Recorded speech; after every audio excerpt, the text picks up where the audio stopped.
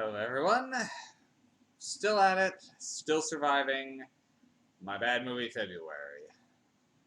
And it's been a time. Okay, so today, now, I'm not the only bad movie connoisseur I know. I have several friends who have movies they have recommended for you have to see this. And today's one is such a film that was given to me as a birthday gift with a you've got to see this sort of vibe to it. And considering some of the other movies my friend has given me, I was curious. Another one that someday I'll feature on here, Despiser. Now, that movie was an experience, but we'll get to that someday. That movie's. You can't just do one, throw that one to a bad movie month thing. That one has to have a bit of a place. I don't even know if I'd say that was bad. That was just fascinating. But today, we look at Psyclops. Okay, so 2002 micro-budget movie. Well, I'd actually call it a movie more than some of the other movies I've looked at it this month, so I'll give you props for that. It's more of a movie than Sorority House Vampires from Hell, by a long shot. Now, I've done some looking into the person who made Cyclops, writer-director Brett Piper, who has an interesting filmography, and he still seems to be going fairly strong with these strange movies. One of which I've actually seen before, but I didn't realize was him, Queen Crab, which is about a girl who raises a giant monster crab as her best friend. Other such hits, scrolling through his IMDb, include Outpost Earth, Muckman, They Bite, Arachnia, which is a movie I own, but have not yet watched. So I'm now more curious about that one, so I might bump that one up in my to-watch list. Dinosaur Babes, and Nymphoid Barbarian in Dinosaur Hell. What? Might have to take a look at that one someday, too. So, he's got an interesting filmography. And after seeing this one, and Queen Crab, I do kind of want to see more of them. These movies are fascinating. Anyway. So, what is Cyclops? I have no idea. I couldn't tell you. It's sort of I guess a poor man's From Beyond would be the best way to describe it. Okay, so in the 1800s, a scientist developed a way to see into other dimensions, like in From Beyond.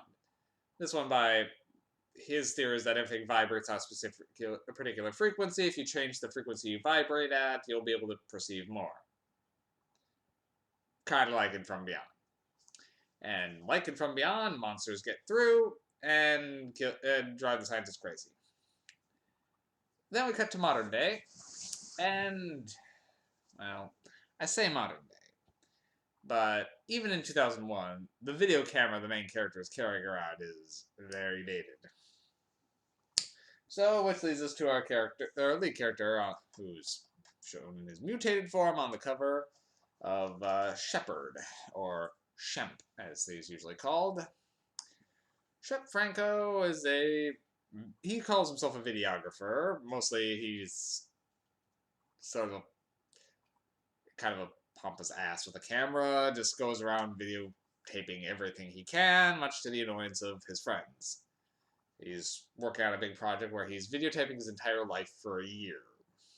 Anyway, he has a fascination with collecting old VHS tapes, and he finds the scientist's experiments on a tape and begins looking into them, tracking down his great-granddaughter, who's now a Wiccan, and eventually the machine itself. And after firing it up, well, there's a mishap and he fuses himself with his camera, which drives him crazy, and he goes on a sort of killing spree. It's more the monster bugs that are inside him doing it. This movie's weird. Anyway, and he decides to try to get the girl he's been crushing on to mutate her so they can be together and live happily ever after. But Wicca powers intervene and stops him, I guess. So, this movie isn't great by any stretch, but it's interesting.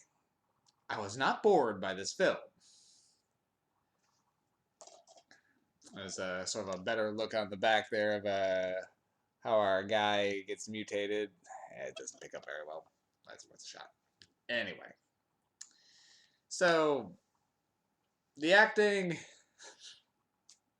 is not good. With the exception of Shep himself, everyone else is, oh my god.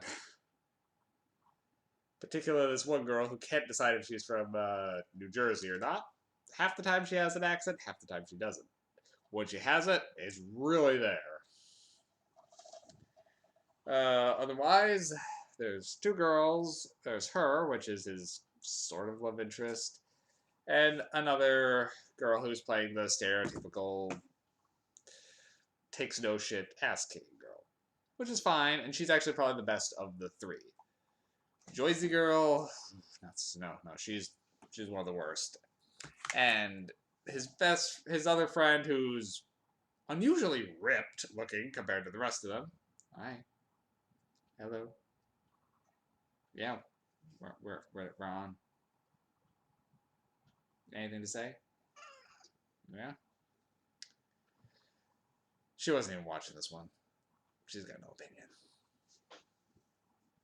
Other than I should be paying attention to her instead of the camera. Anyway, Psyclops. And the last one is this more muscle-bound friend who's, I guess, the nice guy who just took everyone else under his wing.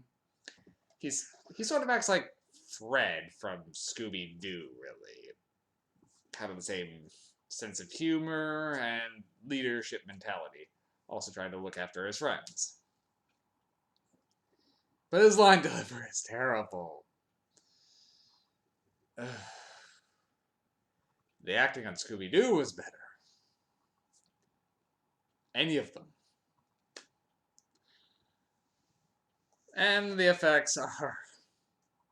Well, the makeup effects aren't too bad, but it's clear there was no budget for this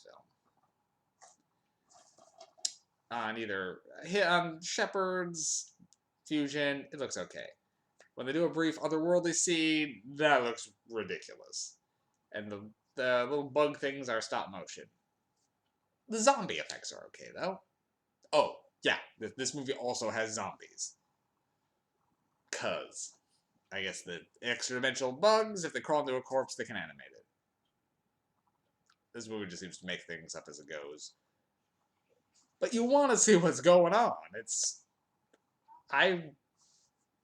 It did hook me in. It did keep me wondering, what's next? I'd seen this one once before, but it's been years, so I did not remember a lot of it. So after fusing with his camera, he's got some weird electrical powers because he cranked up the voltage and then got struck by lightning. And apparently some sort of superior vision at the cost of his sense of smell. I guess. Does the movie make sense? Not really. Are there plot holes? Yes. How the machine survived out in the woods for so long? I don't know. How the ending where he both is and isn't back at the same time? I don't know. How he just decides to... How the witch Amelia just leads him away with a kind of an it's time to go. I don't know what was happening. But at the same time, it wasn't a bad sit. There's a lot worse movies I've sat through this month. Why it's called Cyclops? I guess because he's got one eye now that he's fused with his video camera, but he's also got the super eye. It's not really psychic or anything, so Cyclops. I don't know. The title makes no sense. I got nothing on that. But it's a weirdly fascinating movie, so if you're a connoisseur of bad movies, I do actually recommend checking this one out. I give this one a 2 MacGuffins.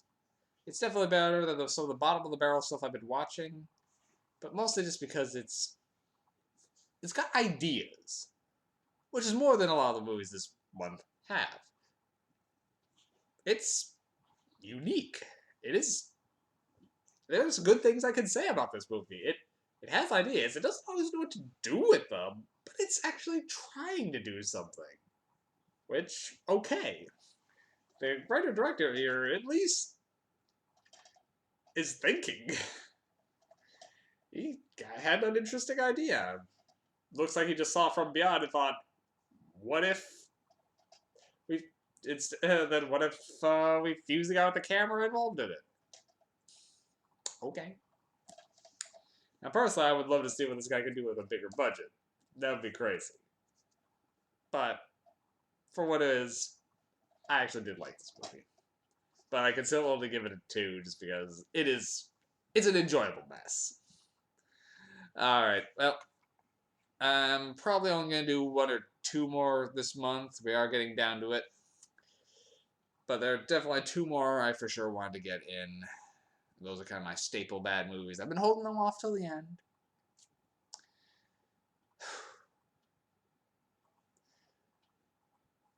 But one of them I've seen so many times I could almost just review it off the top of my head, but it's not how I do this. And the other one is a special kind of bad I only break out for special occasions.